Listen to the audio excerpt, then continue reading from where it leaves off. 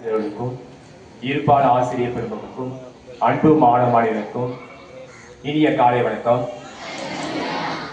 சத்தம் பத்தல. இன்னைக்கு ஒரு 4 தலைப்புல ஒரு சுருக்கமா சொல்லலான்னு இருக்கேன். மாணவருடைய பாதுகாப்பும் ஆரோக்கியமும் ரொம்ப ரொம்ப முக்கியமானது. அந்த வகையில ஃபர்ஸ்ட் நான் சொல்ல போறது என்னன்னாக்கா உணவூட்டம். உணவூட்டம் ரொம்ப ரொம்ப அவசியம். நம்ம காலையில சரியான நேரத்தில் தான் பண்ணோம் உணவானது எடுத்துக்கணும். குறிப்பா சொல்ல போனாக்கா 7 to 8 மணிக்குள்ள எடுத்துக்கலாம். எதுக்காக சொல்ல வர அப்படின்னாக்கா ஒரு சில மாணவர்கள் பாட இடைவேளையில பின்னாடி போய் சாப்பிட்டுருங்க. இது ஒரு தவறான பழக்கம். எப்படி இருந்தாலும் காலையில உணவு சாப்பிட்டுக்கணும். அந்த உணவானது எப்படி இருக்கணும் அப்படின்னாக்கா காய்கறி வகைகளா இருக்கலாம், இல்ல பழங்களா நம்ம எடுத்துன்னு வரலாம். சில எல்லாம் பார்த்தீங்கன்னாக்கா ஸ்நாக்ஸ் வாங்குறீங்க, பேக்கெட் ஐட்டம் வாங்குறீங்க. அது எவ்வளவு தீங்கானதுன்னு உங்களுக்கு இப்ப தெரியாது, வளர தான் தெரியும். அதனால பேக்கெட் ஃபுட் ஐட்டம் அவாய்ட் பண்ணுங்க. காய்கறி வகைகள், பழங்கள், கீரைகள், முட்டைகள் இது போல சத்துக்கள் நிறைந்த உணவுப் பொருளா நம்ம சாப்பிட பழகிக்கணும். அப்படி பழகினாக்கா நம்ம நல்ல ஆரோக்கியமா வளர முடியும். அதே போல சாப்பிடுகின்ற நேரத்துல சத்துணவுல பார்த்தீங்கன்னாக்கா ஒரே தட்டுல நிறைய மாணவர்கள் ஷேர் பண்ற மாதிரி இருக்கு. தயவு செய்து கண்டிப்பாக தவிர்க்கப்பட வேண்டும். நாம் மாணவர்கள், அதுவும் நல்லொழுக்கம் சார்ந்த மாணவர்கள்.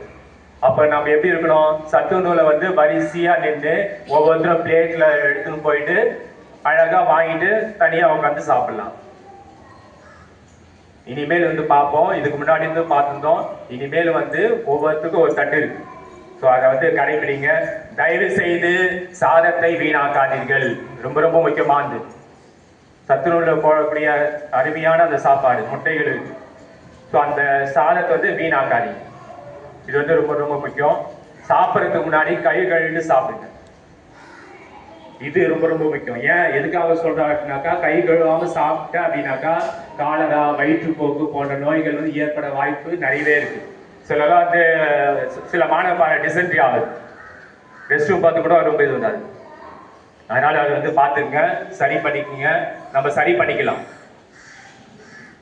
ரெண்டாவது என்ன அப்படின்னாக்கா இந்த உணவு ஊட்டத்துல நிறைய சமச்சீர் உணவு சொல்லுவாங்க. சமச்சீர் உணவுன்னா கார்போஹைட்ரேட்டு, புரதங்கள், கொழுப்புகள், தாது உப்புகள், வைட்டமின்கள், இப்படி நிறைய அந்த சத்து கலந்த அந்த பேலன்ஸ்டு டயட் தான் சாப்பிட பழகுங்க.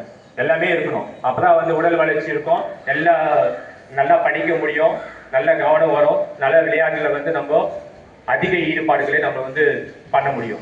அதனால ரொம்ப ரொம்ப முக்கியம் உணவு ஊட்டம். ஞாபகம் வச்சுங்க. பேக்கெட் ஐட்டம் அவாய்ட் பண்ணுங்க. அவாய்ட் பண்ணீங்களா? சத்துமே வரலையா? ரெண்டாவது கழிப்பறை. பாய்ஸ் ரெஸ்ட் ரூமா இருக்கட்டும், கேர்ள்ஸ் ரெஸ்ட் ரூமா இருக்கட்டும், கழிப்பறைக்கு சிறுநீர் கழித்து வெளியே வரும்போது தயவுசெய்து தண்ணி ஊற்றிட்டு வந்து. உன்னை யாரெல்லாம் கழுவலாம் சொல்ல, நம்ம கழிச்ச சிறுநீர் என்ன பண்ணோம், தண்ணி ஊற்றிட்டு வரணும். இப்ப நான் போறேன்னாக்கா தண்ணி ஊற்றி தான் வரும். அது மாதிரி எல்லாரும் பண்ணாக்கா ஸ்மெல் வருமா? வருமா? வராதா? வராது.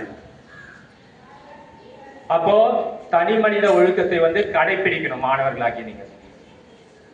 அதை சரி பண்ணிட்டோம் அப்படின்னாக்கா வீட்டுல நாம எப்படி இருக்கோமோ அதே போலதான் பள்ளியும். அதனால இதெல்லாம் சரி பண்ணிக்க. ஏன்னாக்கா அப்படி ஊத்தாம வந்தீங்க அப்படின்னாக்கா என்ன பாதிப்பு இருக்குனாக்கா சிறுநீர் தொற்று சார்ந்த நோய்கள் ஏற்படும். ஈஸியா அஃபெக்ட் ஆகும். அது இப்ப தெரியாது. நம்மள சிம்டம்ஸ் வரும்போது, அறிகுறிகள் வரும்போது நம்ம ஹாஸ்பிட்டல் போவோம். டாக்டர் கேள்வி கேட்பார், நீ எங்க பயன்படுத்துறீங்க, எப்படி பயன்படுத்துறீங்க? அப்பதான் தெரிய வரும், ஓ இது மாதிரிலாம் நம்ம தவறு செஞ்சிருக்கோம் அப்படின்னு. அதனால நம்ம கழிப்பறை போனாக்கா கண்டிப்பா என்ன பண்ணுவோம், ஸோ நம்ம சிறுநீர் கழிச்சோம் அப்படின்னாக்கா தண்ணி ஊற்றி தான். அதே போல ஒரே நேரத்தில் போய் மோதாதி. ஒருத்தர் உள்ள போயிட்டாங்க அப்படின்னாக்கா அவங்க வந்த பிறகு அடுத்தது அழுப்போம். அவங்க எழுதுவதோ எதுவுமே பண்ணாதி. தவறான பழக்கம். தவறான ஒரு சிலர் மாணவர்கள் செய்யக்கூடிய அந்த தவறான பழக்கம் ஒட்டுமொத்தமே பாதிக்கும், இந்த பள்ளியே பாதிக்கும். அதனால ரொம்ப ரொம்ப முக்கியம் கழிப்பறை தூய்மை. அடுத்து பார்த்தாக்கா பள்ளி வளாகங்கள். பள்ளி வளாகங்கள் தூய்மையா தான் இருக்கணும். வகுப்பறைகள் தூய்மையா இருக்கணும். யாரா ஒரு பேப்பர் போட்டனாக்கா ஒரு செடி தான் நடணும். ஏற்கனவே இதற்கு முன்னாடி இந்த மாவட்ட முதன்மை கல்வி அம்மாவுக்குன்னு சொல்லியிருக்காங்க, ஒரு பேப்பர் போட்டா ஒரு செடி நடும். சுற்றுச்சூழலை காப்பது நம்மளுடைய தலையாய கடமை. எதுக்காக சொல்ல வர அப்படின்னாக்கா இங்க இருக்கிற இந்த பள்ளி வளாகத்தில் இருக்க மரங்கள்லாம் வந்து யாரோ வந்து செடியை வச்சு வளர்த்து பராமரித்து செஞ்சுட்டு போனாங்க. அடிக்கடி தண்ணியெல்லாம் ஊத்துனாங்க. நம்மளுக்குன்னு ஒரு பொறுப்பு இருக்கு. இந்த பள்ளியில இருக்கின்ற அந்த சுற்றுச்சூழலை பார்ப்பதற்கான பொறுப்பு வந்து நம்மளுக்கு வந்து இருக்கு. ஸோ செடி நட்டுருக்கோம். நீ தான் ஊற்றணும், நான் தான் ஊற்றணும், தண்ணியெல்லாம் கிடையாது. யார் வேணா ஊற்றலாம். அது வந்து எல்லாருடைய கடமை. அதுக்காக வந்து கிளாஸ் கண்டெஸ்ட்லாம் அவங்க ஊற்றக்கூடாது. ஃப்ரீ டைம்ல, லஞ்ச் பிரேக்ல, இடைவெளியில ஜஸ்ட் ஒரு வாட்டர் பாட்டில் வச்சிருந்தா கூட தண்ணி என்ன பண்ணலாம், ஊற்றிட்டு போகலாம். நல்ல விஷயம் தானே, நல்ல விஷயம் தானே, நல்ல பழக்கம் தானே. வளர்த்துக்கலாமா? சத்தமே இல்லையே. அடுத்து வந்து பார்த்தோம்னாக்கா இடைநீச்சல். இடைநீச்சல் பொறுத்த வரைக்கும் உங்க வீட்டு அருகாமையிலோ அல்லது உங்க சுற்றுப்புறத்திலோ எந்த மாணவருக்கு வந்து படிக்காம இருந்தாங்க அப்படின்னாக்கா அந்த மாணவருக்கு சொல்லுங்க, உங்க வந்து சேர்த்து கொள்ளப்படும்.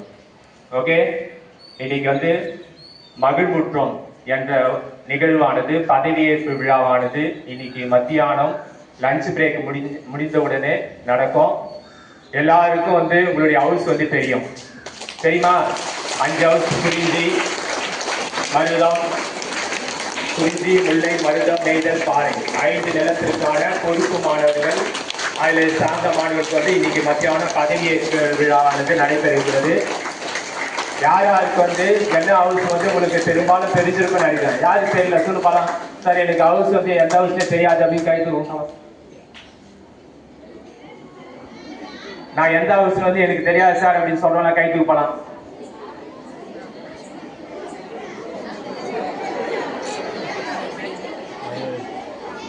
கை போடுங்க. ஸோ நிறைய மாணவர்களுக்கு வந்து எந்த ஹவுஸ்னே தெரியல, எந்த நிலத்தை சார்ந்த மாணவர்களும் தெரியல. ஏற்கனவே வந்து வாட்ஸ்அப்ல போட்டாச்சு. இருந்தாலும் இன்னைக்கு வந்து காலையில ஃபர்ஸ்ட் பீரியட்லேயே வந்து அந்தந்த பாட ஆசிரியர்களோ அல்லது வகுப்பு ஆசிரியர்களோ அல்லது பொறுப்பு ஆசிரியர்களோ தயவு செய்து மாணவர்களுக்கு வந்து தகவல் தெரிவித்து இன்னைக்கு மத்தியானம் நடக்கக்கூடிய மகிழ்வுற்றோம் நிகழ்வுக்கு ஒரு பிரம்மாண்டமான வரவேற்பை அளிக்குமாறு அன்போடு கேட்டுக்கொண்டு